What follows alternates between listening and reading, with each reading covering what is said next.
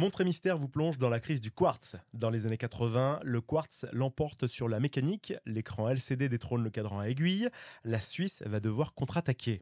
Bonjour et bienvenue dans Montre et mystère, je suis Guillaume Lariche, journaliste en compagnie d'Alexandre Bouchard, vendeur d'élite de montres de luxe. Alors Alexandre, commençons par le commencement. Une montre à quartz fonctionne sur une base électronique ou électromécanique et elle est généralement alimentée par une pile. Donc en effet, la montre à quartz se distingue de la montre mécanique, pour proprement parler, c'est-à-dire qu'elle-même va avoir comme cœur énergétique une pile. Donc voilà, c'est ce qu'on peut voir, c'est circulaire, c'est couleur argentée, et ça se met voilà, à l'intérieur donc, du calibre, et on va avoir après un autre élément qui est la résistance. Donc généralement, ça va être une sorte de tube torsadé avec comment dire, de couleur cuivre. Voilà, c'est ce qu'on peut voir sur le dos. Et le cristal, en fait, est un élément qui va faire que le renvoi de l'information va assurer de la précision, encore plus précise qu'une montre mécanique. Et donc, ça assure une nouvelle génération de montres.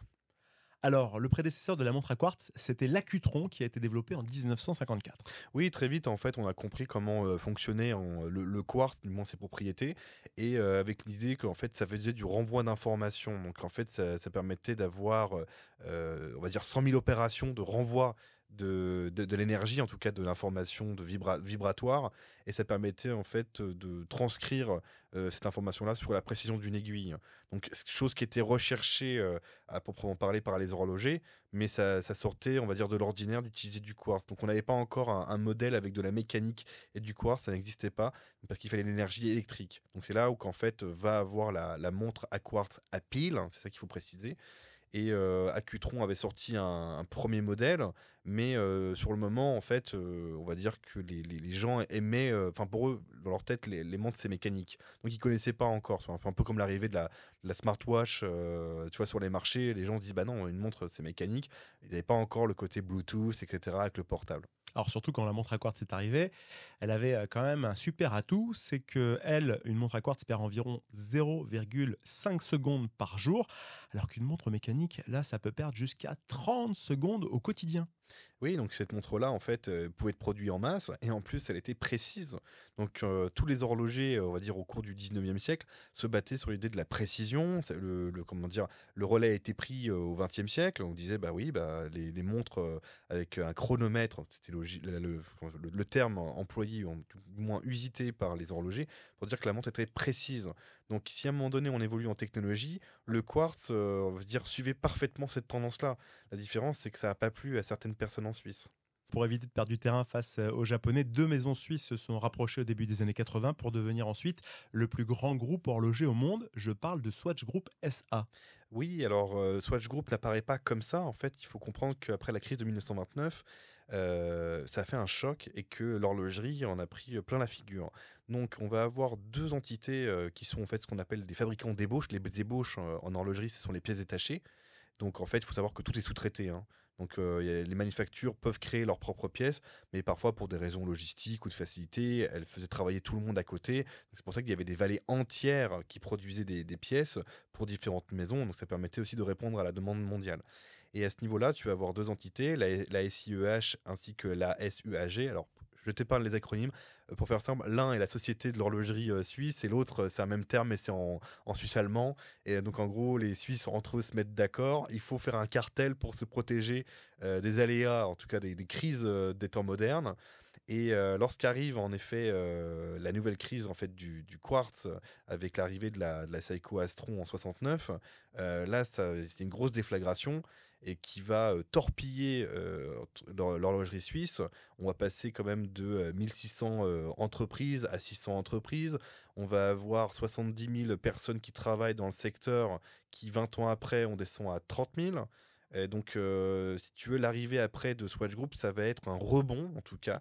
Il va y avoir une autre logique qui va se mettre en place, et c'est notamment Nicolas Hayek qui va transformer une entreprise qui s'appelle la SMH, qui est la société de microtechnique, pour faire simple, qui en gros est un mélange de ces deux entités dont on a parlé au départ, qui a permis après de créer Swatch Group, puisqu'en fait, il avait créé une marque qui s'appelait Swatch, donc la Second Watch, qui était en fait la montre de papa, c'est pour tous les jours.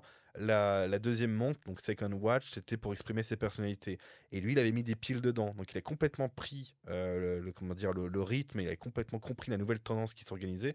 Et c'est comme ça qu'il a pu après racheter plein d'entreprises, notamment des vieilles maisons, Blancpain, Breguet, etc. Il a pu créer un groupe, et ce nouveau groupe-là est devenu, on va dire, la bouée de sauvetage de la Suisse en mettant en avant le Swiss Made.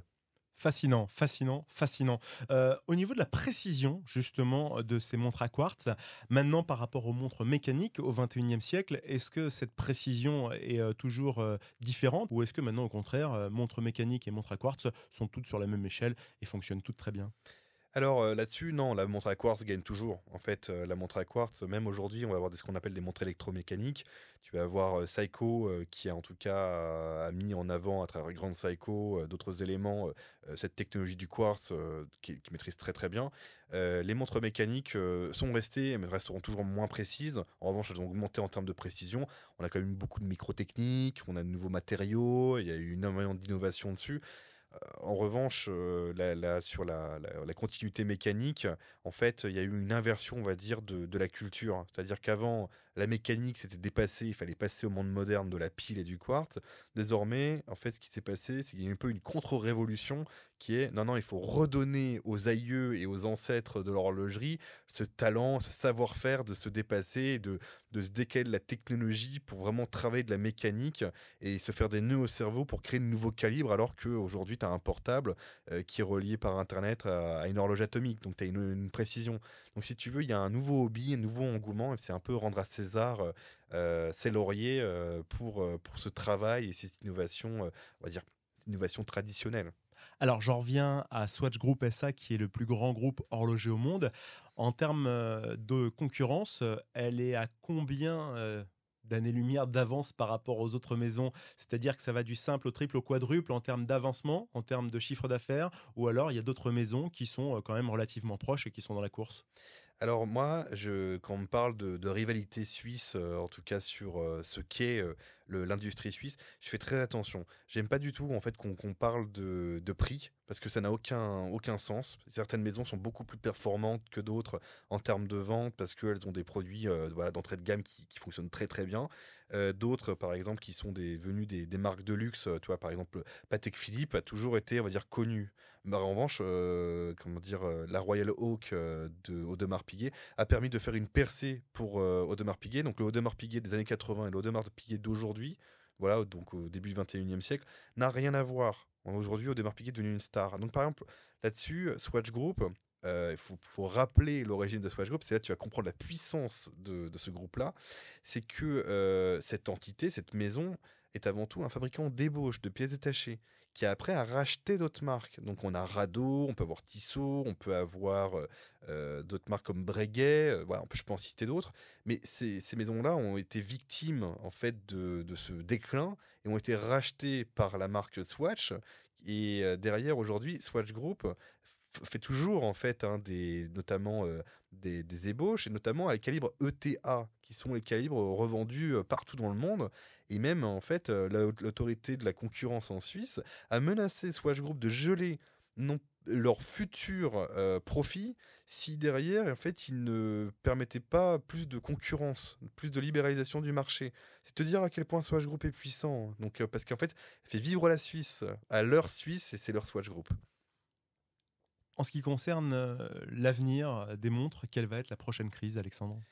Eh ben, la prochaine crise, en fait, elle est intéressante parce que tu vas comprendre. En fait, j'ai lu un truc qui est très intéressant d'un monsieur qui s'appelle Monsieur Donzé, qui est un chercheur à Osaka, enfin, c'est un Suisse, qui notamment a expliqué que la crise du quartz, elle n'est pas venue avec l'arrivée des Japonais en 69 avec la Astron. Il expliquait qu'en fait, il y avait déjà eu un prototype en 67 de montre, mais ça n'avait pas percé parce que les gens étaient dans la montre mécanique.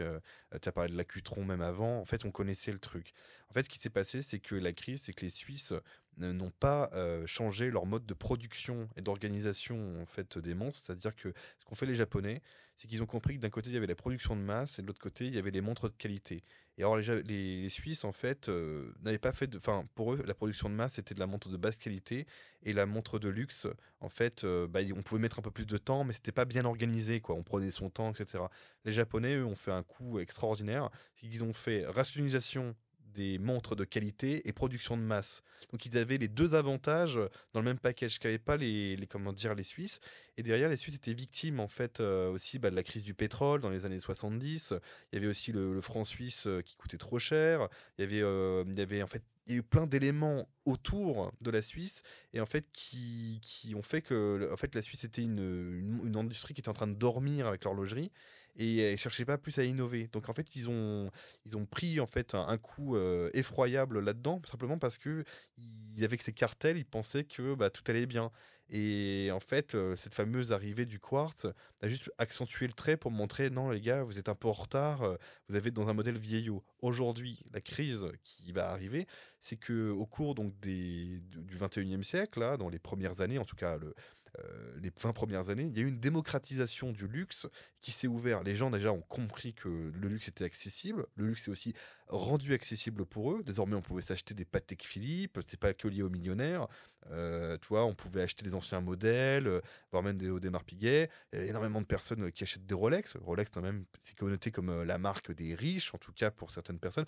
Ou en tout cas, sinon, la marque des gens qui réussissent dans la vie. C'est 1 million de montres produites par an.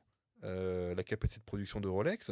Et aujourd'hui, comme on voit qu'il y a des crises dans le monde entier qui bougent les lignes, en tout cas du profit, tu vois, en Asie, après le Covid, ça tousse un peu. Alors qu'on pensait que l'Asie allait être, on va dire, le nouveau centre du monde pour les affaires. On n'en est pas trop sûr, donc ça va bouger. Donc est-ce que les Chinois vont pouvoir toujours autant commander Tu vois, les marques aujourd'hui sont devenues gigantesques. Est-ce que finalement, elles vont pas rentrer dans de la sélection comment dire, de clientèle? Donc elles vont devoir un peu réduire la cadence de production, ce qui est le cas notamment de l'aide du second marché, enfin de la seconde main qui est arrivée, pour permettre en fait de ne pas avoir de problème en termes de surproduction et de se retrouver avec un stock gigantesque. Donc je pense qu'en fait cette démocratisation va baisser et qu'on va avoir plus de personnalisation et de sélection de clientèle. Alors sur cette crise du quartz, y a-t-il encore une chose à savoir? Simplement qu'en fait, il y a deux écoles qui se battent. C'est-à-dire qu'il y a ceux qui disent que la Suisse a été victime des Japonais. En vrai, il faut savoir une chose, c'est que les Japonais, là où ils ont fait fort, c'est que les Suisses avaient notamment leurs premiers clients pendant des années, on va dire au cours du XXe siècle, c'était les États-Unis. Et à l'époque, acheter des montres japonaises à quartz, c'était peanuts en termes de volume. Et qu'en fait, ce qui s'est passé, c'est qu'ils se sont fait dépasser très rapidement, où ils n'ont pas cru en fait dans l'arrivée d'une technologie. En fait, c'est surtout ils ont arrêté de s'améliorer. Et c'est ça en fait la vraie crise, c'est qu'on arrête d'évoluer. Montre mystère et la crise du quartz, c'est derrière nous. La prochaine fois, nous vous parlerons de l'histoire de la montre Reverso de Gégère Lecoutre, avec son allure éternelle et son mécanisme très bien pensé, dont le cadran se retourne sur votre poignet. Vous découvrirez cette icône de l'horlogerie. C'était Alexandre Bouchard et Guillaume Lariche. Merci de nous confier de votre temps et à bientôt.